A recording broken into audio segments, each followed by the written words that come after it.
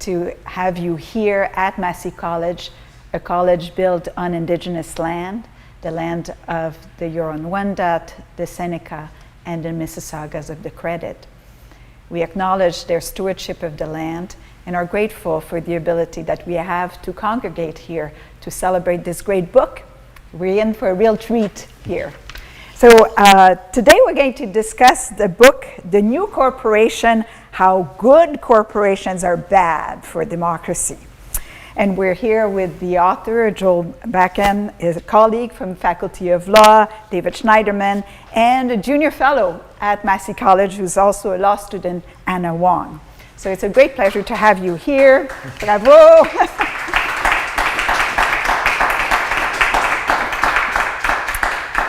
I should say that the book is available for purchase at U of T bookstore. It's also a Penguin Random House book, so it can be available online as well.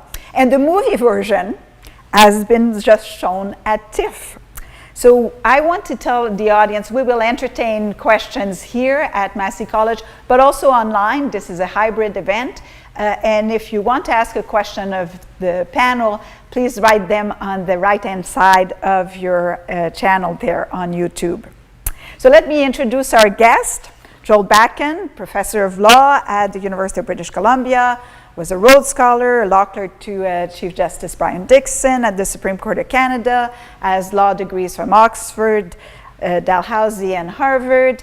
He's written a first book on corporation, The Pathological Pursuit of Profit and Power, in 2004.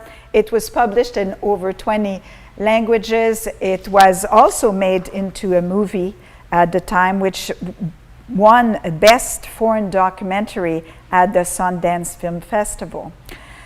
The New Corporation is also there for a sequel.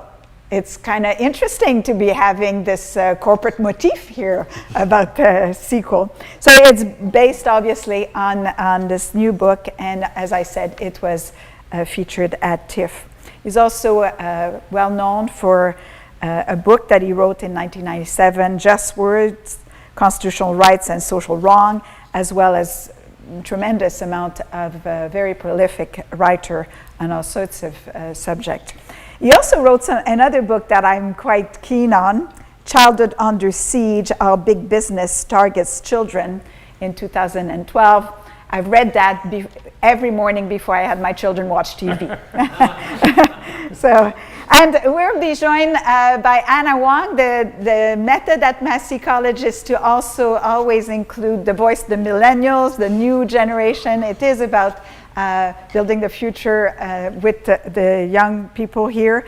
So she is a junior fellow at Massey College, and she is a JD candidate at University of Toronto Faculty of Law.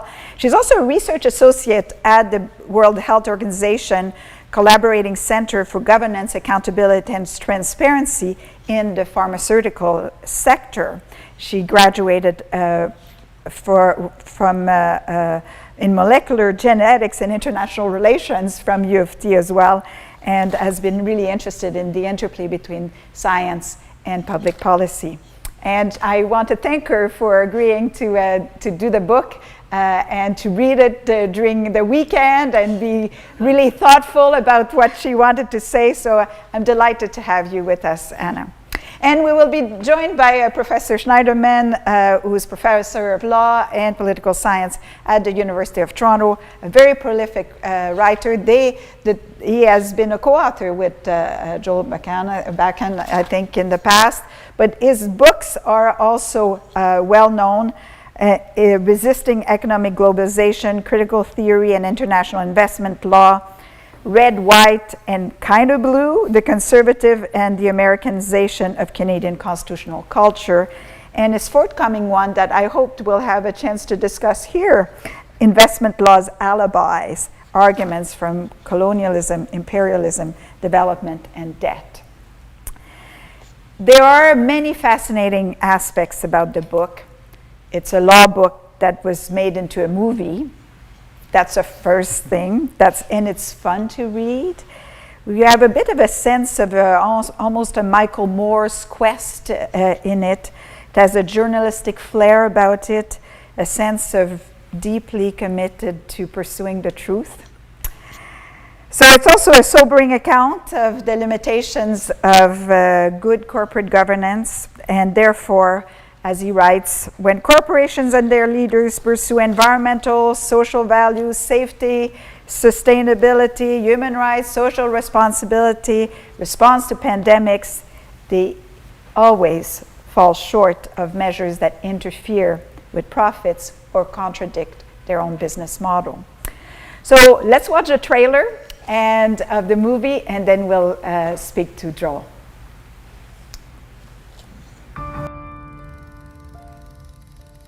The greed economy is killing us. We are so steeped in this commodification that it's hard to distinguish between being a consumer and being a citizen. Seeing the documentary The Corporation, it opened my eyes. Calling corporations psychopaths absolutely had an impact. Can we take the resources of corporations and get them to focus on the needs of the poorest? There is no such thing as corporate social responsibility.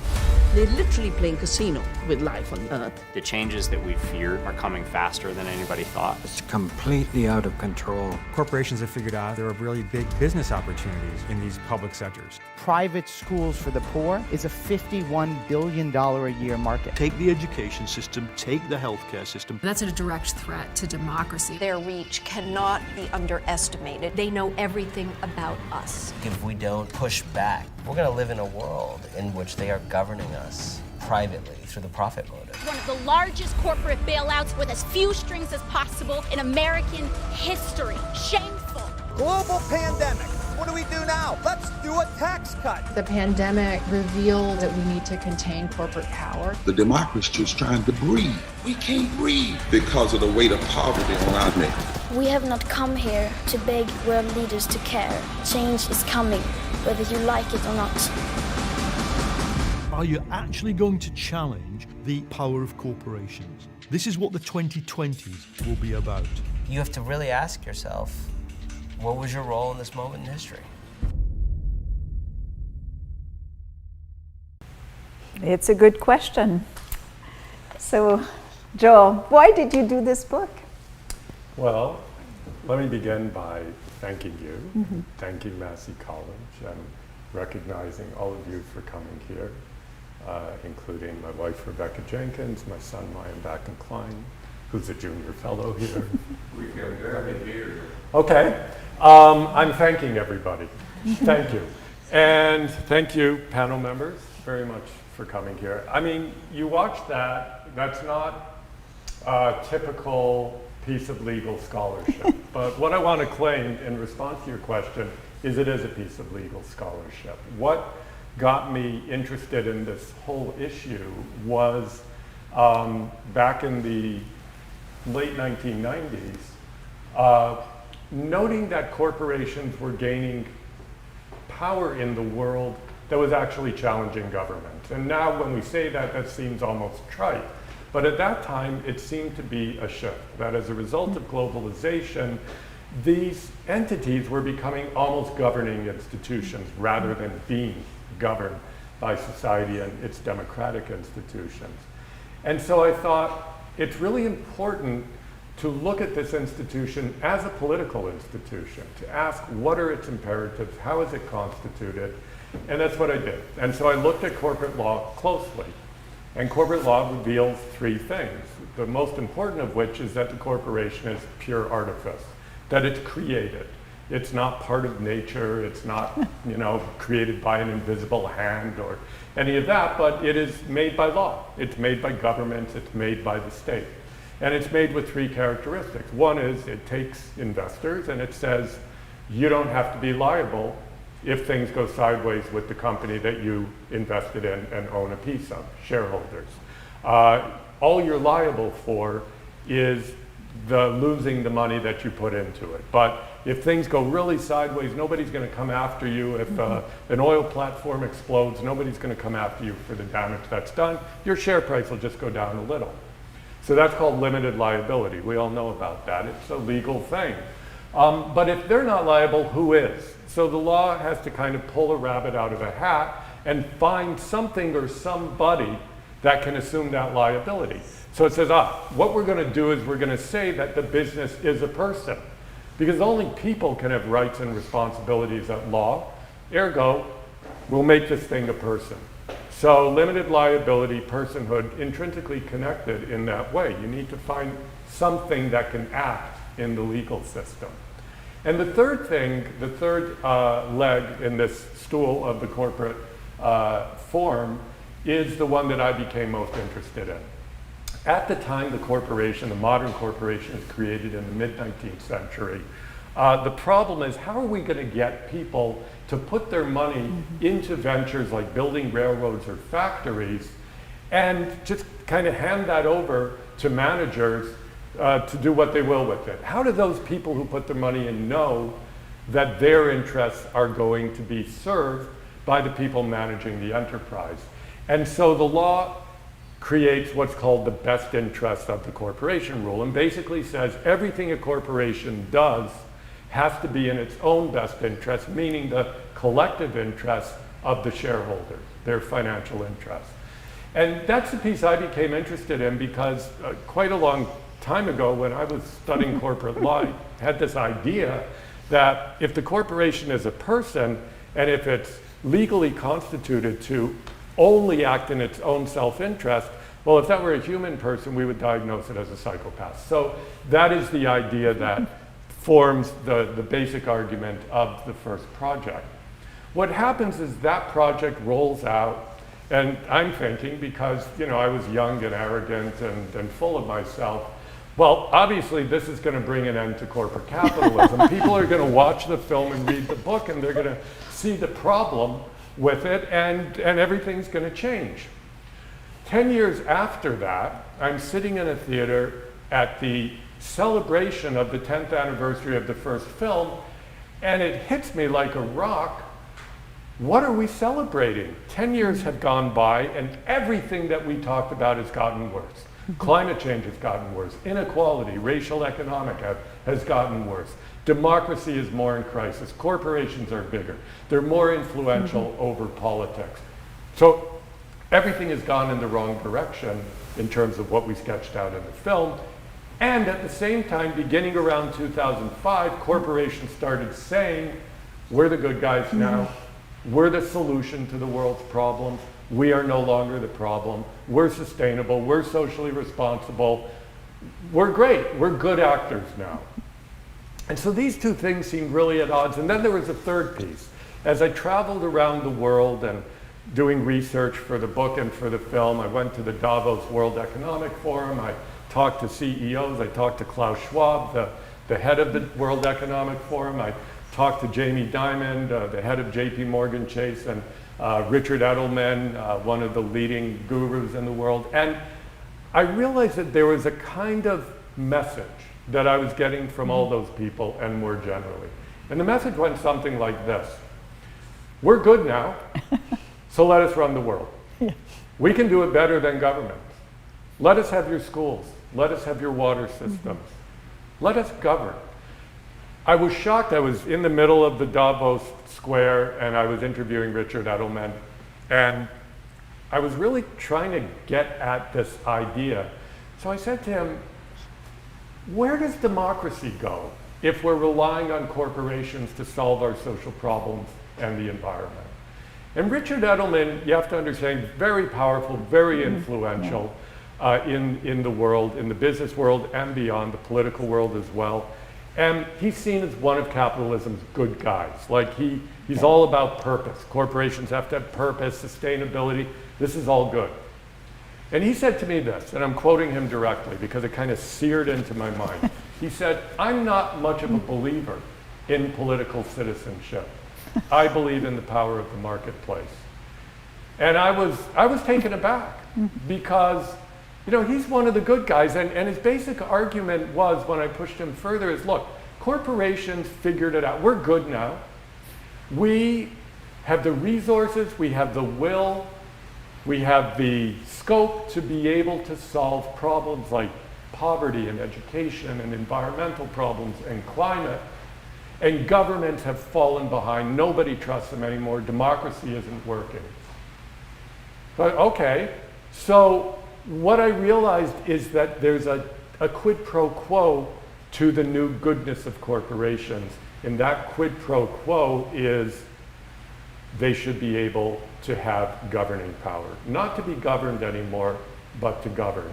That's the direction that we're going. They position themselves as publicly minded so that they can plausibly claim that we can deal with, we can protect, we can promote the public interest. We can do what traditionally we've relied on democratic governments to do. So the absolutely chilling piece of that is that it's a wholesale giving up on democracy. I'm not saying the intentions of the individuals who hold this view are wrong or bad. I believe they're all sincerely, well-intentioned. But when you piece it together, and it's the argument I make in the book and film, it's an argument about moving past, moving beyond, leaving behind democracy. And I'm not prepared to do that yet. So in the end of the book and in the end of the film, there's a very hopeful note because we look at how many people around the world are trying to reinvigorate democracy. And we see that as the way forward and as the kind of contest or the opposing tendency and movement against the view that governance should effectively be privatized. Well, so it is a fascinating book because what I really like is this little interaction with Lord Brown, who kind of is angry that you're not looking after safety around him, and and then we realize that although he wanted to be the safety person for BP, he never changed the rules. He imposed on his employee all sorts of small rules, but the whole premise never changed, and therefore it's almost a chilling aspect of all institutions being structured in such a way as creating damage. Somebody would read this book and say, well, isn't it good that they want to be less bad than before, that corporations want to be less bad than before? Is there any room in their view for accountability of some kind? How do they respond to the question of accountability? I think, it's a really good question. Isn't it better that corporations try to be good than that they keep being bad? And it's hard to say it's worse for them to try to be better. It seems implausible. But I guess two things happen two ways I want to answer that question. One relates to what I was just talking about, and that is if it were simply the fact that corporations were trying to be better and weren't trying to be better in order to leverage their betterness to gain more power, then I would say, of course, it's better if they're better. But that's not the case. The case is it's kind of part of the package, and that concerns me. The second problem, and Lord Brown is a good example, Lord John Brown is the former head of British Petroleum. He wasn't the head of British Petroleum when the Deepwater Horizon rig had an explosion that nearly destroyed the Gulf of Mexico. But as I argue in the book and the film, he created a culture of safety that in many ways led to that, or created... Rehabilitated it. Yeah, facilitated it for sure. And so part of it is you want to say, what's bad about Lord Brown being concerned about safety? But the problem was that, and I don't think he was insincere, I don't think he was hypocritical, I actually think it's more dangerous than hypocrisy. We know since Derrida and Foucault and all the postmodernists, we know that concepts like safety are fungible. And what happens when people are in a particular institutional context, they start to believe that the entire concept is taken up with their conception of it that is driven by the context they're in. So when he says, I believe in safety, but he only focuses on personal safety measures, he's being sincere. It's like he doesn't even think that there's a broader range to safety.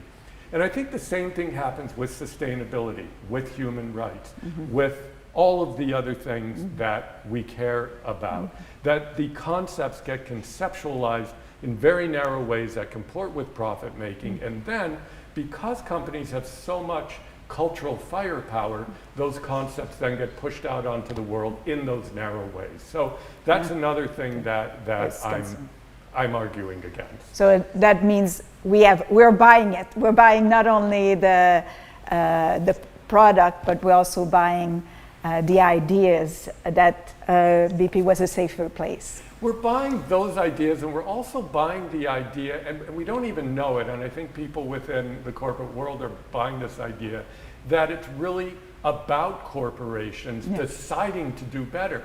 No, it shouldn't be that. It should be about the democracy telling them what to do. So, and that's why this is the one thing I agree with Milton Friedman on. When I interviewed Milton Friedman for the first book, he's like, I don't believe in social responsibility. Corporations should just serve their shareholders. And I said, yeah, they should. And they shouldn't go around saying they're doing these other things. But where I disagree with Milton Friedman is if that's all they're doing, then we need a really robust regulatory democratic structure to ensure that what they're doing is good and doesn't do more harm than good. And so I think that's the problem, is that there's this almost taken for granted sense when people say, isn't it better that corporations do good, that the accountability should come from within the corporation.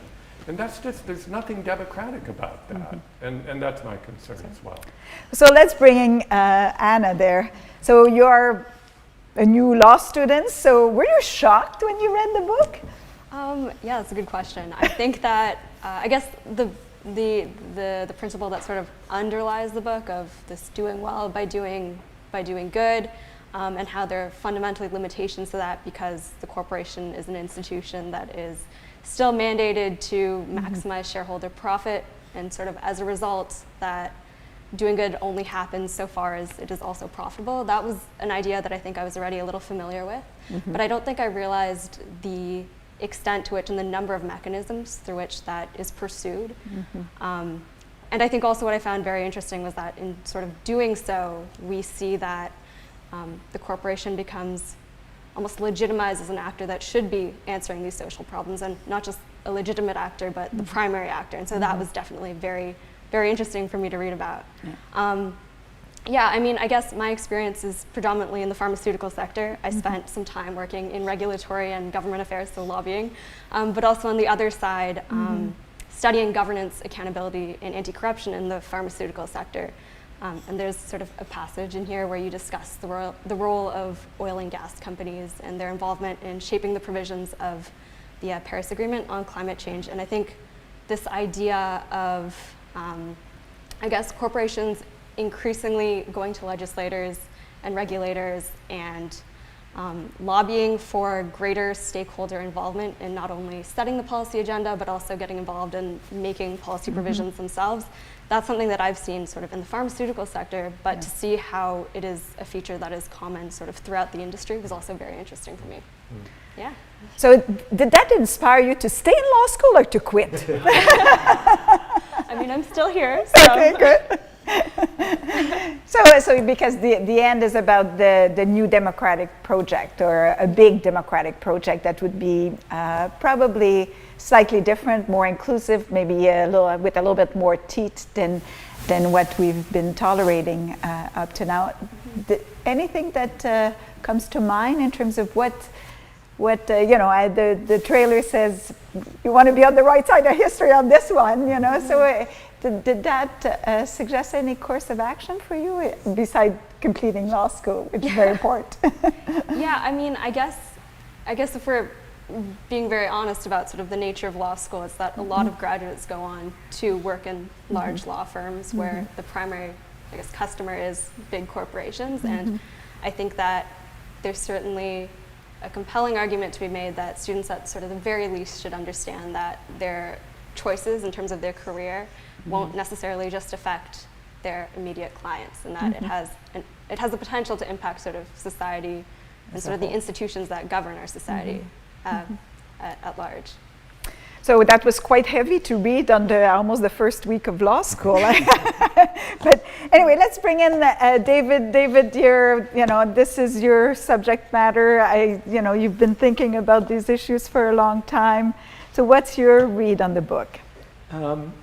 It's a terrific book. So congratulations, Joel. Thank you. I foresee a global appetite for it. But more than that, the writing sparkles at times. There are vivid portrayals of what goes on at Davos. I felt like I was at a cocktail party at Jamie Dimon. Not that I wanted to be there, but it was revealing. So the book comes alive with these portrayals of these people and what they're thinking. And there are also clever turns of phrase, which I'm going to attribute to you rather than your editor. So, I'm entirely sympathetic with the account. The corporations have a mandate to single-mindedly pursue profit to the benefit of shareholders, and that could be classified as pathological, and that the turn towards good citizenship, even when it purports to be good, might not be so good. And so the part of the book about the privatization of education, primary education in the global south moving into the global north, was frightening, frankly. So I would recommend people to pay attention to these. The way in which you lay out in quite a lot of detail these practices that are being spread around the world. And as you noted, the late Milton Friedman was somebody who would have agreed that companies should give up on any kind of social responsibility. The New York Times just celebrated the 50th anniversary of that article where he says companies are using other people's money to pursue these socialist objectives, is how we describe them, is simply beyond their mandate. Which suggests that if Friedman's writing in 1970, there's a backstory to this idea of corporations being good citizens. And I found that you didn't really, this is where I turn to a little more critical read, you didn't really tell us that backstory. Now, some of it appears for sure in the corporation, and you can absolve yourself of that responsibility. But I think that readers should understand that the idea of the corporation as good citizenship, a good citizen, the idea of corporations as governing us, the idea that corporations have a social responsibility that they will take up and pursue in a manner that might be substantive in some ways, but is mostly rebranding and public relations, that there's a history to that. And I think so the book seems to suggest that it was the 2008 financial crisis when things turned towards this rebranding exercise on the part of corporations. And we know, of course, that there's a longer story to this. The fact, for instance, that you don't talk about neoliberalism was revealing to me. Now, it might be that you didn't want to take up jargon and plastic terminology like that, but it's a shorthand, right, for a lot of what's been going on. It's a shorthand for a project initiated, in the 1970s, having a foothold in the UK with Margaret Thatcher and the United States with Ronald Reagan, who you mentioned in passing. So that project then has been going on for some time now. That neoliberalism has become hegemonic, again, shorthand for the ways in which we think about corporate power as natural, as desirable, that our status as consumers is something we should value. It's become so hegemonic that it's something like, and Jodi Dean says this in her book on neoliberal fantasies, it's become part of the air we breathe. So that suggests, of course, the project that you've undertaken here is going to be a difficult one. I think you've acknowledged that. The book is at bottom about democracy, and I really appreciated the message you wanted to send about citizens taking power away from big corporations, restoring old regulations and enacting new ones like the Green New Deal. And I think the important part, I think this is in response to Nathalie's question about having corporations do good things, isn't that a good thing? I think the point you make is that it deflects from the responsibility of citizens to call upon their representatives to do more, do better, that's simply not sufficient. And that we need real legal reform rather than, well, window dressing, rebranding exercises, public relations. One thing that you do call for by way of reform is a New Deal. And you keep on invoking Franklin Delano Roosevelt's New Deal in the 1930s in response to, of course, the Great Depression and ameliorating the conditions of the American people in the United States. And I don't mean to belittle the importance of those measures at the time. But I think it's well understood that, and this is how Conrad Black characterizes FDR's New Deal, he saved capitalism. So I wonder if that's your project. I don't think it is. So I think you want more than merely a New Deal. And frankly, it's, if I may say, a bit myopic to suggest that that's the agenda going forward, particularly when we take into account the Global South, where anything like a New Deal is simply not on the horizon. Another kind of project needs to be undertaken. And what I would have liked to have seen, perhaps you can do this in another book, I know you can't do it all in one, is to tie, right, our complicity really to the devastation in the Global South, particularly in this pandemic time when they won't be able to recover in much the same manner as the Global North.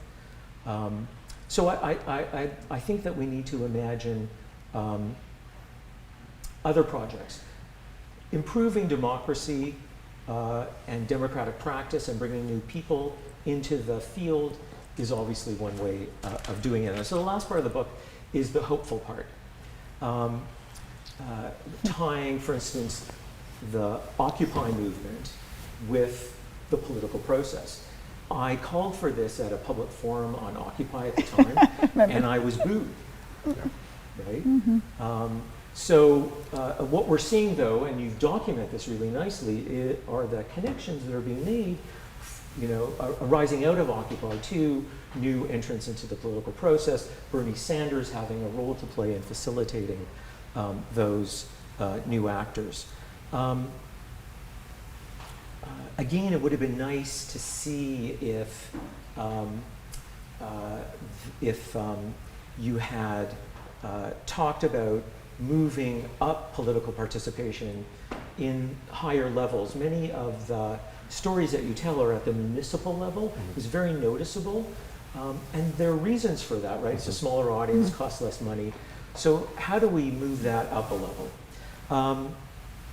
I want to suggest that one way of thinking about this is to borrow from the neoliberal playbook, by way of closing. Let's hear that. So, Hayek and Friedman famously came together in what's now being called a thought collective, the Mont Pelerin Society, and not only got together to talk, but actively pursued their agenda in every avenue that was available, whether it be media, whether it be politics, whether it be universities, and law schools, of course, and packing courts, to borrow leaf from the Republican playbook today. This is an aggressive, admittedly, in some ways objectionable way of thinking about political change, but that's what you're going to get from the other side. And I think that when we think about fighting corporate power, we have to anticipate what the other side is going to do. And they have resources. They have there's going to be blowback, and I think the book is a bit deficient in that it doesn't anticipate what that blowback is going to look like. So what I'm suggesting to you is that any movement, even post-pandemic, is going to require battle. Thanks. So, well, thank you, David. So, Joel, I'm going to let you respond a little bit. I have a couple of questions to all three of you, but you may have some comments now that you've heard both Anna and David. Yeah, I mean, to Anna, I guess what I would say is this book is very, maybe too optimistic about law. So to Nathalie's question, do you still want to stay in law school? The answer would be yeah. I start chapter 3 with the great British Marxist historian E.P. Thompson talking about the rule of law as an unqualified good, and use that idea of what he calls the ideal notion of law as law serving justice, not only constituting injustice. And that's a very important aspiration that we should have. So it's actually really a call for the rule of law. I feel that the corporate sector, in their calls for self-regulation, for example, are abandoning the rule of law. They're saying we don't want law to be involved in this space. And so in a way, it's a very conservative argument about rule of law and about the importance of us all being constrained, especially in a democratic society where law is the reflection of the demos. And so we achieve democratic accountability through law, legal rules and legal principles. And this is what E.P. Thompson was talking about, and that's why I lead off the whole chapter on the importance of regulation with that philosophical note. David, I have a few things to say to your few things. The first is probably a bit of a cop-out, and that is, I didn't deal with the history of social responsibility because, as you point out, I dealt with it in the first book. I go back to the late 19th century, I look at AT&T, I look at their campaigns. I talk about John Brown as part of this new wave of social responsibility in the late 1990s. And the second point that you make is about neoliberalism. And what I'm going to say to you and everybody else is these are the perils of going pop as an academic, of trying to write a book for a commercial publisher who wants to make a lot of money by selling a lot of copies. And that is, and it was true with the film too, we had so many discussions about whether to use the term neoliberalism or not. My editor at Penguin just nixed it. No, you can't use it. Just talk about what it is, he said. So talk about deregulation, talk about privatization, but don't use the lingo. So the only time I use it in the book is where Klaus Schwab, the head of the World Economic Forum, is saying, I don't like neoliberalism, and which is highly ironic. But so that's my cop-out. And in terms of the history, same thing. I mean, I do talk about the Burrell-Dodds, debate and how that was kind of constitutive of this whole movement. But I am, to a large extent, relying on readers to read the first book, or I'm being told by my publisher, do not repeat the first book. My publisher was really concerned that this be a standalone book and that it not be seen as a continuation or a sequel to the first book. The film people wanted it to be called a sequel. The publisher was like, pretend you never wrote the first book, but don't pretend so much that you include things in this book that you included in that, like the history of social responsibility. What were the other points? So the point about FDR and the New Deal and saving capitalism and all of that, I totally agree with you that that was what that project was largely about. It was about a legitimacy deficit in capitalism that was solved by a government coming in and taking control and solving the problems that capitalism had created. And needless to say, that is not the model I necessarily want, but having said that, I'm not against a market system. I think it's really important to, and nowhere do I say we shouldn't, that a market system isn't a powerful tool for organizing production in a society. But I think the important thing is it's a tool. And I think the problem with capitalism as we know it, and all you have to think about is capital is the ism for the whole thing. It's like, so everything that we do has to be oriented towards the creation of capital. It's why I prefer socialism, because that is really, it makes sense. If you're going to have an ism, shouldn't it be to serve the public good, to serve the social? So to that extent, and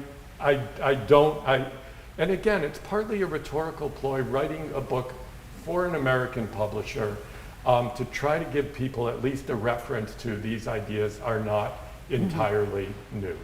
That we have done this before and it didn't destroy the Republic and all of that. Yeah, I mean, my belief on social change is it's always baby steps. I'm not advocating revolution. I feel like one of the, Kshama Sawant says in the film and book, if you give people a taste of what it feels like to have a society that cares for them, if you give them a minimum wage of $15 an hour, they're going to want more. They're going to ask for more, they're going to demand more.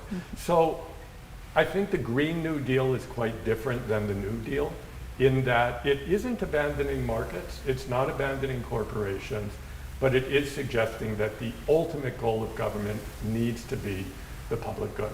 Now I just want to make one more point. How much time do I have? Because, you know, make one more point. Then we'll have one question, but if we have questions from the audience, we're going to hear them One as well. more important response to David, and that is that I agree with you that, especially for some readers, it would have helped to have a little more background on where social responsibility came from, and the fact that it's really been a movement from the very start of the corporation.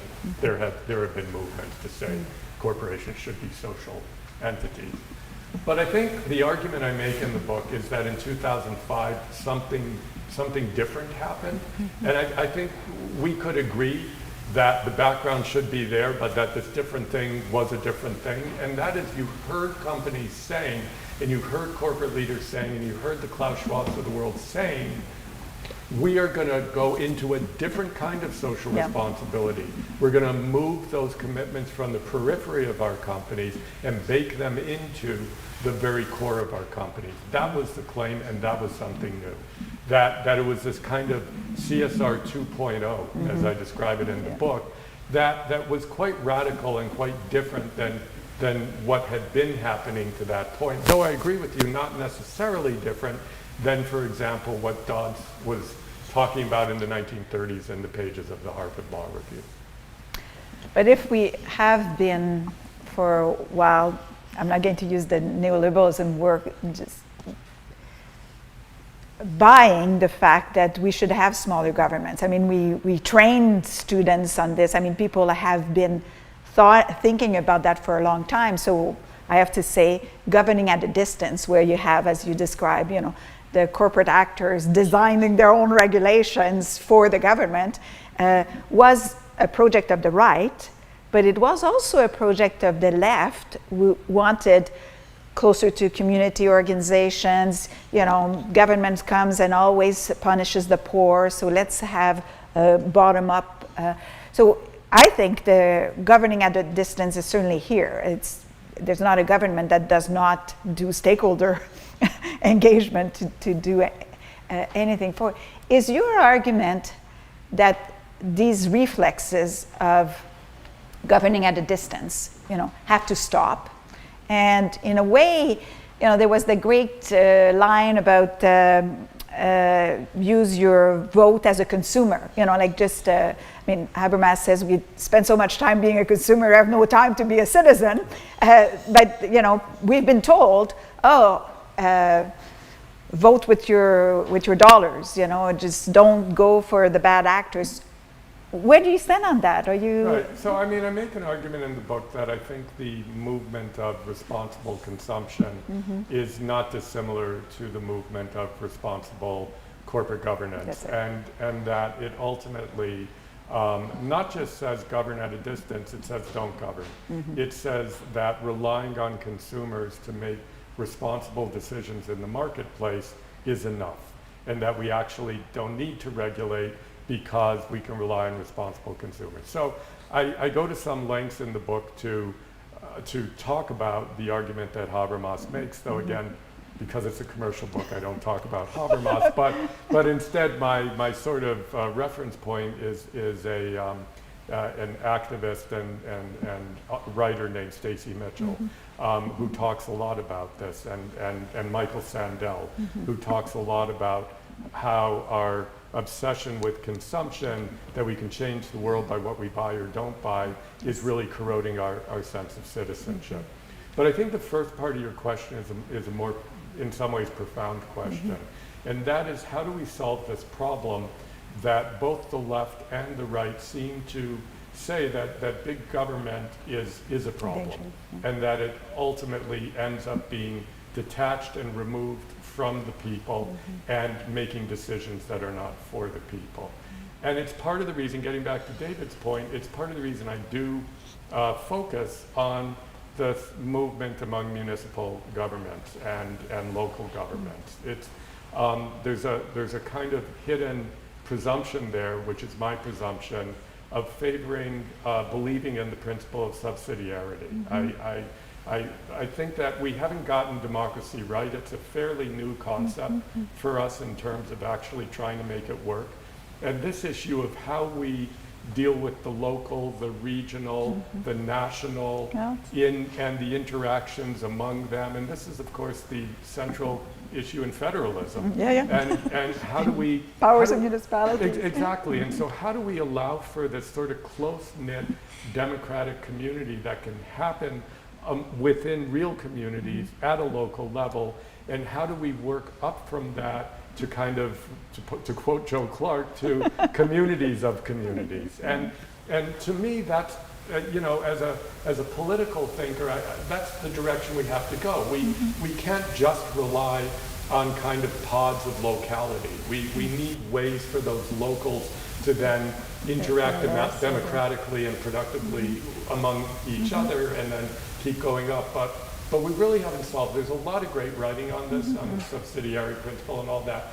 But my way of dealing with that in a sort of popular way was to focus on people like Shama Sawant in Seattle, or Mayor Lumumba in Jackson, Mississippi, or Ada in Barcelona. These are municipal politicians who are trying to generate real democratic governance. And I guess maybe I'm naive or Whiggish or whatever, but I believe if people kind of train themselves in those expectations and responsibilities at the local level, it can't help but percolate up in terms of expectations and responsibilities.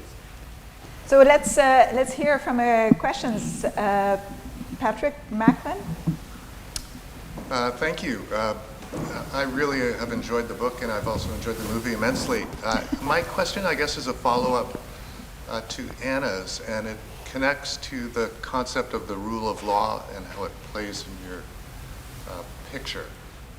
And one of the things I like about the book is that in many ways, it's a very simple solution to a very complex problem, and that may be why it's simply just a New Deal kind of proposal as opposed to a social revolution. And the answer is just pay your taxes. And that legally comes across as subject corporate power to the rule of law, reinvigorate our democracy. So the answer is simple. It's just bring back legal liberalism. But in the public sector, if we can still insist on that distinction, the fear is different. The fear is a slide away from liberal legalism and democracy to fascism.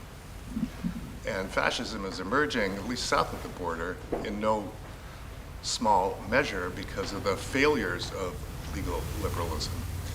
And now the fascists seem to be holding the rules of law, and they're making the law. And so I don't see, I guess, are you just a liberal? Is that the question? Or is there another strategy that doesn't lean so heavily on legal liberalism and its failure to combat the broader public threat? Yeah, I think it's a great question. Am I a liberal? Am I a liberal legalist? Or do I adhere to liberal legalism? I'm terrified about what is happening south of the border, and what is happening in the Philippines, and what is happening in Hungary, and what is happening in Poland, and what is happening in many places. And there are two ways that you can look at this in relation to legal liberalism or liberal legalism. One is that it's a failure of liberal legalism, and that liberal legalism is actually being deployed by these fascist regimes to justify their power. And this is an argument I had. I don't know if anybody of you know Duncan Kennedy is sort of the critical legal studies school, and I sat next to him at a conference. This was when you could sit next to people. Back in February, had this exact argument. And he's like, you're just defending liberal legalism. And my argument was, I actually don't agree that these right-wing so-called populist tendencies are hijacking liberal legalism. I don't think there's anything about them that looks liberal legalist. They're openly flouting the Constitution. They're openly flouting the rule of law. They're openly suggesting that power is power and that there shouldn't be any constraints on it. They're putting people on the court that basically abandon the notion that naked power should be subject to legal restrictions, and we all cheer when maybe just a little bit they adhere to liberal legality. So my own sense of this moment politically is that an argument for liberal legality is part of what's needed to get us to some kind of a more democratically socialist place. Now, in order to defend that position, I'm going to invoke an article that was written by Karl Marx in 1844 called On the Jewish Question, because that's the argument he made. And I was very influenced by that argument. His argument was, in order to get to true socialism, we need to go through a phase of liberal legality. We need to go through a phase, as impoverished as it is, of a kind of formal rights system. It was in the context of Feuerbach's anti-Semitism, anti-Semitic railing against new civil rights that were being created in the mid-19th century to protect minorities, mainly Jewish people, in Europe. And Marx's argument was, actually, those rights are important now because you don't get to socialism without going through liberalism. And I don't know who's right, myself, you, Duncan Kennedy, Deb, who knows? I don't know how this is all going to play out.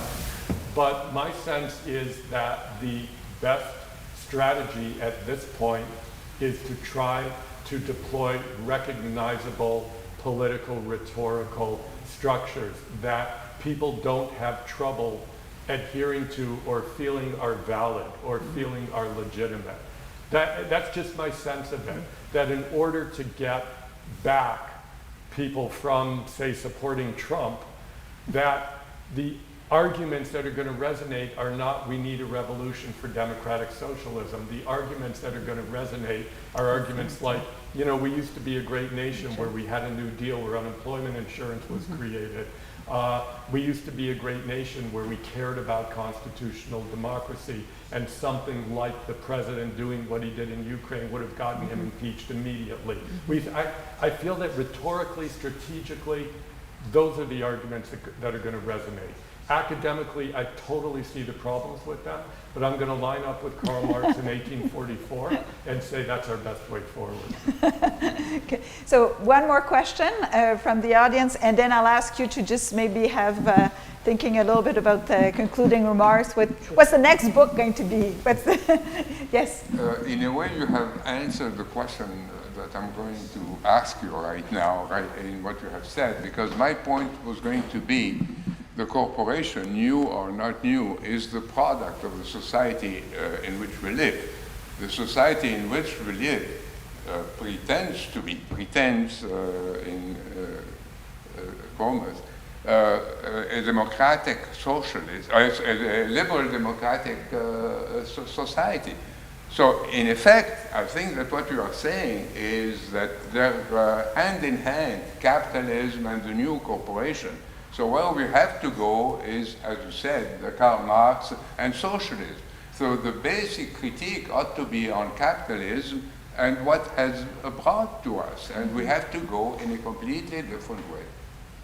I think you almost said that in the previous answer. Yeah, so I'll try not to repeat myself and make a different point, and that is, yes, I totally agree. The corporation is intrinsically woven into our current form of capitalism. It wasn't woven into Adam Smith's conception of capitalism. In fact, he didn't like big corporations. He was about the butcher, the baker, and the candlestick maker, and small market economies. But our current capitalist system depends entirely on the corporation being a vehicle for amassing large pools of capital in order to fund large and monopolistic projects. So that's what we have. And to go back to the point about Roosevelt, Rob Reich is saying the same thing now. We need to save capitalism from the monopolistic collectivist tendencies of the corporation. So I completely agree. And so my argument in the book is not necessarily to get rid of markets or to get rid of the corporation. My argument implies we should get rid of the idea that capital is the end of everything we do. So to that extent, capitalism is not something that I'm supporting. But the corporation is a brilliant vehicle if what you want to do is raise a large pool of capital, because it allows you to get small amounts of money from large amounts of people and amass that into a large amount of money. There's no other, and that's why it was created. That's why it was created as a social construct, as you point out. But a corporation in that way is like any other machine that's designed. Take a lawnmower. A lawnmower is a great machine if you want to cut your lawn, but you don't want to use it to give yourself a haircut, and you don't want to use it to mix your smoothie in the morning. And that's what we're doing with corporations. We're not just cutting the lawn with them anymore. We're not just using them as the tool they are to raise capital, but we're doing everything with them. We're vacuuming our living room rug, cutting our hair, making our smoothies, and driving to the local store on them. So that's the problem with the corporation. It was designed to do something, but it's blown way out of proportion. And at this point, our capitalist system has become, especially as it becomes more financialized, has become entirely dependent upon it. And it's one of the reasons why I argue in the book the whole B corporation movement is highly, highly problematic, because it attempts to tweak the corporation without changing anything about the institution and its relationship to capitalism. So as we're getting closer to the end of the hour, and because we're on Zoom, and we tend to limit it to an hour, so I just want to maybe invite you all, and let's start with David. Concluding remarks. What do you want from the next book? Are you going to write it? And we can write it together. Yes, yeah, that's true. And but actually, also, what would you want people that have listened to remember from this conversation? Well, I just wanted to note that I don't remember reading Marx's name in the book, so I don't think you included him. I tried. Yeah. So I think neoliberalism got mixed. Yeah, that's right. I think what Joel's doing is, and this is what a number of critical left commentators are doing, is pulling the emergency cord, right? And rather than, it's too much to expect you to lay out a program of action going forward. Who knows, right? But you're pulling the emergency cord and just stopping the train for a moment, allowing us to reflect. I do think, though, that, I think you're onto something with the municipal political movements that you identify. So I've been writing about the way in which, for want of a better phrase, neoliberalism is suppressing voter turnout at the national level. Citizens don't think states can do much. They're told they can't do anything. They can't do anything anymore anyways, and what they used to do is they don't do well anyways. So voter turnout is declining in most every operative democracy. And I think citizens want an outlet. I think they want to participate if given the opportunity, if they have the time to do so, right? So municipal political processes seems to me to be a forum, right, an outlet for that kind of participation. So, and there might be other things we could imagine, right? That might be vehicles for citizen input into the way in which we govern ourselves. So I think the message to take away is the hopeful one at the end of the book, which is that get involved, right? Do something. Where were you at this moment? That's true. Is the question to be asked. And be on the right side. So what about you, Anna? What do you want people to get from the book? Yeah, I mean, I think for me, especially as, I guess, you mentioned this in the book, how this idea of consumers and how there's this messaging that it's consumer choice that really is what can dictate or can become a social solution, I think, especially for young people as voting season, I guess, approaches in the US anyway. Yeah. I think it's important to remember that it's not simply about sort of where you choose to buy your clothes, and that you can always, I guess, vote, and that is the way that your voice can be can make the most impact around you, I guess. Yeah. That's so linking the two, start voting, get involved politically. Running for office. It's running for office. But actually, you'll be happy that we have at Massey a new project, Open Democracy, with Simon Fraser to engage people to think about their role in democracy. We've been talking a lot about democracy, so this one fits in perfectly in this arc of reflecting on the challenges facing our democracy. So I'm going to give you, Joel, the last word about your next project, maybe, or what you want people to continue to get from the new corporation. Well, my last word, or my penultimate word, is thank you. And thank you. Thank you for coming. Thank you for all your thought and questions, and for taking the time to read the book. I really appreciate it. And you know, as a writer, I'm probably the worst person to say what I think you should take from the book. Obviously, when we make these projects, and both the film and the book, it comes from a deep hopefulness. If one were cynical, one wouldn't do this kind of work. And so I think it's really important. I mean, one message, I guess, one inchoate message in the book is be skeptical, but don't be cynical. I think skepticism can be a very powerful form of hope, because skepticism means that you believe things can be better, that you're willing to question because things can be better. And I think skepticism and cynicism often get confused or mixed up or seen as the same thing. They could not be more different. There's no reason to be skeptical if you have no hope. And the more skeptical you are, in some ways, the more hopeful you are. The higher you're setting your aspirations and your vision. And there's that, and then that links to something else. It's hard not to get kind of personal about a work like this, because ultimately the work we do, our mind is the tool, but our hearts and our souls are the drivers. That's what compels us to do what we do. So I really like the way that David talked about it pulling an emergency cord. I'm both terrified but really hopeful about where we are. And this is an offering, it's a teaching, and my hope for it is just that it gets out there and generates discussions like this, that it causes people to think about things that maybe they kind of intuited, but it gives them a language, or it articulates something, or they think it's wrong and they figure out arguments about why it's wrong. It's really about sort of engaging in that all too human enterprise of engagement, of discourse, of civic discourse, these things that I feel we're losing as we all are in our Facebook silos, or we're all getting all into this camp or that camp.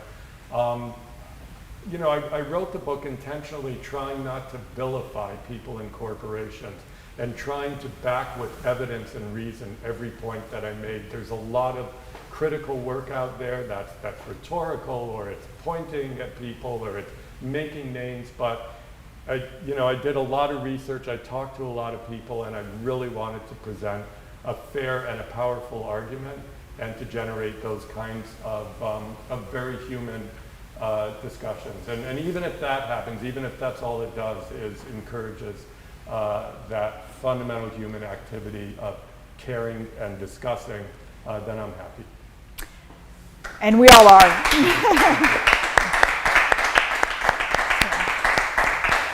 I want to thank you for being here, and I want to thank the team that put that together. So thank you very much for your work in helping us bring this great discussion about this great book to a larger audience. Merci beaucoup. Thank you. Thank you. Thanks. Yeah, that was great. It was great. That was great. Thank you so much. That was great. Do you want?